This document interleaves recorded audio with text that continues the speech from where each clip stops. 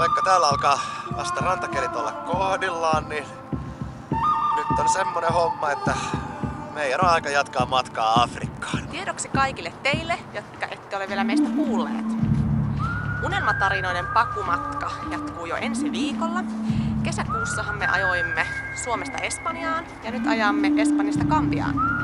Gambiassa luovutamme tämän auton Pakaupenkun kylän koulun käyttöön. Matkalla sinne dokumentoimme ihmisten kuvia. Nimikilpailun voittaja Ulla Jauhiainen nimellä Pumpelo. Ei muuta kuin uutta suolen sano makkaran tekijä.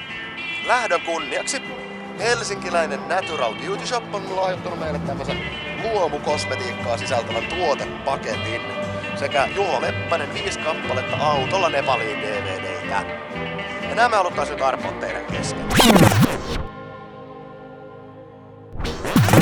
Ja sitten haluttais vielä kiittää kaikkia meidän yhteistyökumppaneita, jotka on tän reissun mahdollistanut. Niin muuta kuin adios ja muistakaa jakaa video.